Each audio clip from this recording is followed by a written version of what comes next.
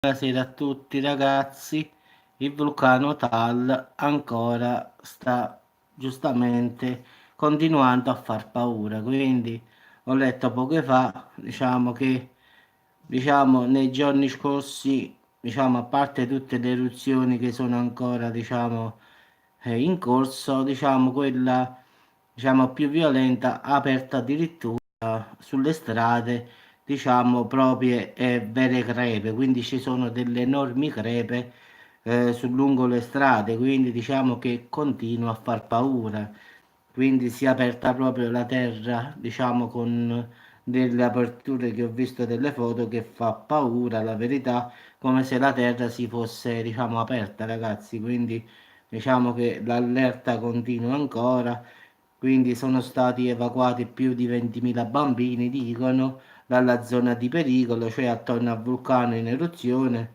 Diciamo che ancora, ciao Carolina, che continua a eruttare. Diciamo che hanno paura che possa eruttare in modo ancora più violento. In effetti temono che possa, eruttare a livello tipo pleniano, come, come Pompei nel 79 d.C. Quindi questa è la paura che, hanno adesso, sismologi e scienziati. In effetti questa eruzione è molto distruttiva, quindi speriamo che non sia così, anche se questo vulcano, fa esplosioni, a volte diverse l'uno dall'altra, quindi nel corso della sua vita ha fatto esplosioni di pleniano, normali, diciamo che è difficile capire come erutterà, quindi non si sa, in effetti ogni volta cambia la sua eruzione. L'ultima volta era tipo freatico, cioè acqua mista, a magma che avveniva con lapidi che arrivavano anche a 20-30 km lontani, quindi diciamo che la situazione è ancora molto complessa, quindi diciamo che negli ultimi 450 anni ha fatto 34 eruzioni, ognuna diversa dall'altra, per via della sua vicinanza vicina che ha con l'acqua. Quindi ce ne sono state due freato-magmatiche molto forti, una nel 1911 dove ci furono 1335 morti e la seconda nel 65 con 190 vittime.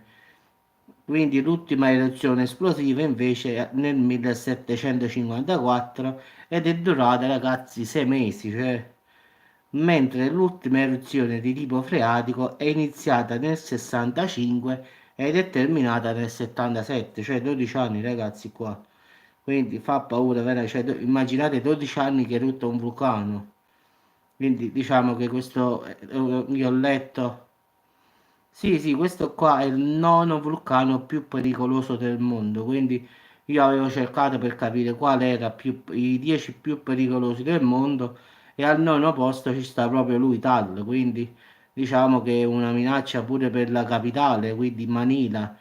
Quindi se l'eruzione è normale, guai guai, ma se l'eruzione è di tipo pleniano come quella di Pompei del 79, anche Manilo è a rischio, anche perché mi pare che sta a 65-66 km più o meno dal vulcano, quindi neanche Manila starebbe al sicuro. Quindi immaginate che se erutta a livello pleniano può arrivare pure a 100 km di distanza, cioè la sua eruzione può arrivare quasi a 100 km di distanza. E come Vesuvio qua arriverebbe a Salerno tranquillamente a 50 km, sto io più o meno lì nell'aria, quindi arriverebbe tranquillamente, che ne so, tipo, non dico Reggio Calabria, ma secondo me, allora Battipaglia, Agropoli, cioè da quelle parti lì tranquillamente arriverebbe tranquillo proprio.